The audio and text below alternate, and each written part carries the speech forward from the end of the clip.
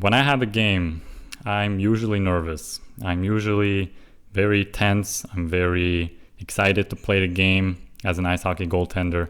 And usually what you see on TV, what you read and hear, is that athletes would usually pursue their superstitions. So they would, first put their left shoe on, then their right shoe on. They need to have a certain color of their shoelaces. Then they need to do 20 push-ups before at a certain time, and then they have to drink this bottle and then that bottle, and so on and so forth. And I guess if the superstition works, then it's fine. But what if they don't work for you? Then what if it doesn't click with you, like with me? And I think this video is going to be targeted or directed towards the young athletes like me who struggled for a long time to find some kind of routine or some kind of superstition in their game or in their tournament that they're competing in. And the question that I want to pose today is how we actually handle big pressure in any game, in any tournament. And from what I can tell you, I've tried many different kinds of superstitions. I've tried many different kinds of approaches on how to alleviate the stress, to alleviate the pressure that you feel, the knot in the stomach, the lump in your neck that you feel every time you have a game or some kind of important event or tournament or whatever it may be. And this doesn't just apply to sports, but this can also apply to life in general. But I think this is more of an athletic addition in this video, let's say. But of course, you can apply many principles and methods in real life as well. So if you're not an athlete, don't worry, you can still watch the video through the end, and maybe you can pick up a few little tips and tricks how to handle big pressure in life ultimately, because I feel like sports is also a very philosophical institution, not just for health benefits, not just for fun, but it also teaches you a lot of good values. And especially if you're on a team like me, for example, if I'm on an ice hockey team, then of course you are going to have to learn companionship. You're going to have to learn how to be a good teammate for the others and to put yourself down for a little bit, meaning that you prioritize other people in the team. You make sure that your comrades, that your teammates are doing well, that you help them out, that you think as a leader sometimes, that you think as a team and not for yourself. You put your ego aside. This is what I want to say actually, and so on and so forth. But the central question for today is how we actually handle big pressure. And there are a lot of wild misconceptions on the topic of handling big pressure, because I've seen so many young athletes, so many people who tried different types of methods, putting on first the left shoe, then the right shoe, and then certain lace color, and then having this bottle of drink, then that bottle of drink, and so on and so forth. If that works for you, that's perfectly fine. But I never really had any of those methods work for me, because in the past I've tried, for example, joggling the balls on the wall. As a goaltender, it's very important to have good hand-eye coordination, logically speaking. And one of the things that you can do is to practice with tennis balls, to catch and reflex training and all of that. And it's also a good way to get your mental orientation directed towards the game before the game. And that's what a lot of goaltenders do, for example, or a lot of athletes for that matter. It doesn't have to be just for goaltenders. And basically, I've tried listening to music many times. I've tried eating certain foods before the game.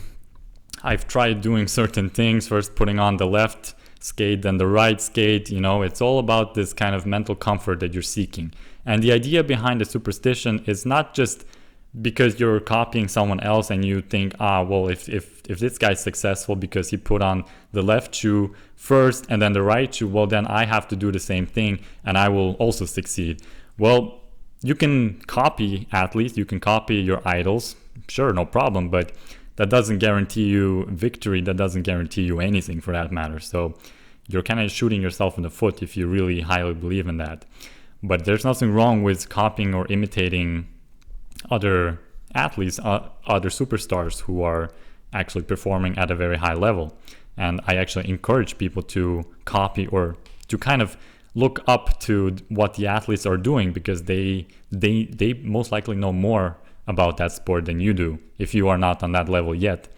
And even if you're on that level, then you can always copy other athletes as well. There's no problem. But what I'm getting at here is that for me, as a goaltender, as an athlete, I've realized that actually added much more stress and pressure to me, or for me, because you start focusing too much on the superstitions. You start focusing too much on those little things that you have to do before the game. Those are like little tasks that you feel like obliged to complete before the actual game, before you actually have to play the actual game. Because for me, what's most important, or what should be most important for all the other athletes, is the performance during the game, or during the course of action. And what I've actually decided to try out for, I guess, 2 years now, is after a while I realized that I couldn't do all the music stuff and eating and blah blah blah. I simply decided I'm not going to do anything, like virtually nothing. And basically this what I like to call a blank slate mentality. And this word, or this kind of concept, doesn't really exist maybe per se in any document, shape or form, but I personally like to call it like that, because the blank slate mentality is basically that you do absolutely nothing. You simply appear to the game, you appear to the stadium that you have to be in, to the place, and you basically have a good time until you actually have to get on the field or on the ice. And once you're on the ice, this is where the focus has to be dialed in. And this is one thing that I realized that worked very well for me, because before the game, you have to be as relaxed as possible. You cannot work yourself up. You cannot increase your doubt or any criticism. And I've noticed that whenever you pursue those superstitions and those other little routines you have before your game, you start to focus on other little things that are not worth thinking about. And I also noticed that with that comes a lot of doubt and self-criticism, because if you actually fail one of those little routine tasks that you put for yourself, then you're going to start thinking that you're not going to perform well during the game. And this is already a big minus, or a big red flag for you, should be, because you're not supposed to have any form of criticism. You're not supposed to doubt yourself. You're not supposed to even put yourself down. And one common thing that I see in many athletes is that they feel very guilty, and they feel like responsible for certain mistakes that they commit. Now, I understand that it is certainly healthy to correct yourself when you make a mistake or when you don't perform well enough. But when you're during the game, let's say as a goaltender, me, there were games where I let in a lot of goals, and which were pretty bad goals, and goals that I should have, kept or saved.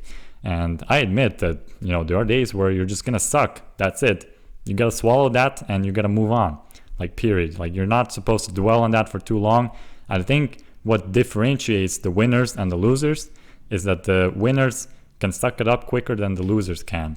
Because the losers are going to just sit there and dwell and, roll their thumbs like that up and down for another 2 weeks and think about the one goal that they let in. And it's not only us who play the game, it's a team sport ultimately. Now, if you're playing an individual sport, then it's a little bit different, then all of the responsibility is on you. But if you're on a team sport, then obviously it's the team's fault, or it's the team's responsibility. But I do get that sometimes the goaltender or a certain player does feel more guilty or feels more responsible for certain actions. I get it. Sure, you have to remember that. You have to move on in the end. But I always notice that a lot of athletes, a lot of, let's say, weaker forms of athletes, they are not bitchy enough. And excuse my French, but in order to be a good athlete, you are not only supposed to be physically strong or skilled in that sport, but you also have to be a little bit, just a tiny bit of a bitch sometimes. And I don't mean to be a bitch like putting other people down or saying bad words to the opponent, or I don't know what, or insulting the referee. I mean more to fuel yourself, to kind of add more fire up your butt a little bit, to be more of a bitch, kind of, have this kind of bitch mentality during the game. And again, within certain limits, within certain parameters. I'm not encouraging people to now become extremely aggressive, to now start punching people in the face in order to win the game. You have to play fair and square within the rules and within the limits that you can play in. And by being a bitch, you basically, at least for me personally, that's how I fuel myself. I fuel myself based on anger and a little bit of egoism in some ways. Now, remember I told you that you have to remove egoism in a team sport? Now, yes, now that sounds contradictory, but when you are personally performing in net, you have to be a little bit more egocentric, because as a goaltender, first of all, you are alone, and second of all, you are basically the backbone of the whole team. You have to protect the net. And if you're not confident enough, if you're not feeling like you are the man, if you're not the guy, then you're not gonna have that kind of confidence that most professional athletes would.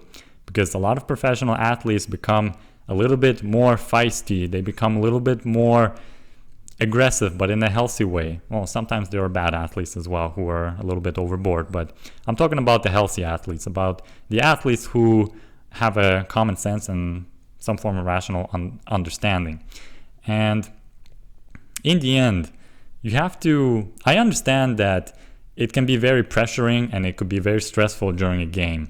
I perfectly understand it. And I've had many situations where I felt very stressed, and I had situations where I didn't feel like playing the game at all because the opponent was very strong, or I just had a bad day because I was letting a lot of goals. The pucks to save were actually easy to save, but I didn't save them because God knows what, my mind wasn't there. And ultimately, again, I mentioned the stoicism approach so often in those videos already. I think you already know it. And you have to just ultimately embrace the pain. You have to embrace the struggle. You have to love it. It is fun. You have to enjoy this kind of pressure. You actually have to fall in love with the pressure and the stress in order to actually perform well. Because if you are afraid of the pressure, if you're scared of feeling pressured into a corner, you're going to have a very hard time figuring out how to retain the confidence that you should have on this professional level or on any athletic level for that matter. And I think, if I remember correctly, the samurai, the Bushido philosophy, they actually said that if a warrior is not mentally strong, then he's not a warrior at all. Now I'm paraphrasing that quote, but to give you a bit more of an elaboration on that quote, it basically means that you can be very physically strong, you can be skilled, you can be, the man of everything, but if you're not mentally there, if you're not mentally strong to compete, then you're gonna be useless. You're just gonna be a useless piece of meat on the field, on the battlefield. And basically, I think it's also, I'm not sure in the sport or in the athletic literature, I think it's documented, you can look it up, but I think it's 90% mental and only 10% physical where you actually have to perform.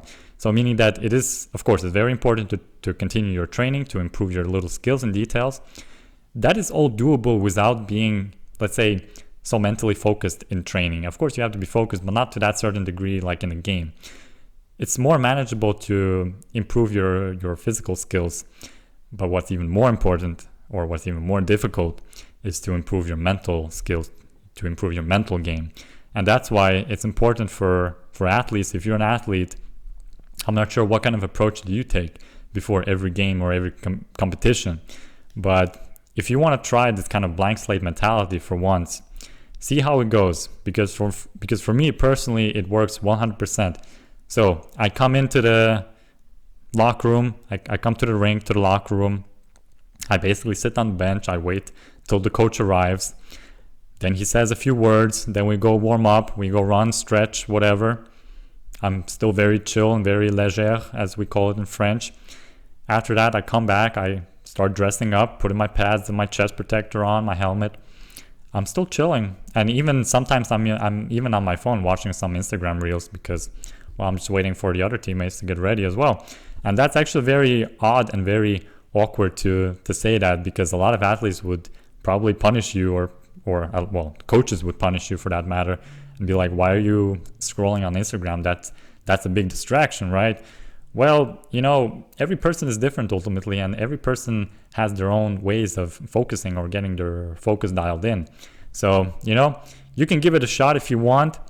And I highly recommend that kind of approach, that kind of concept.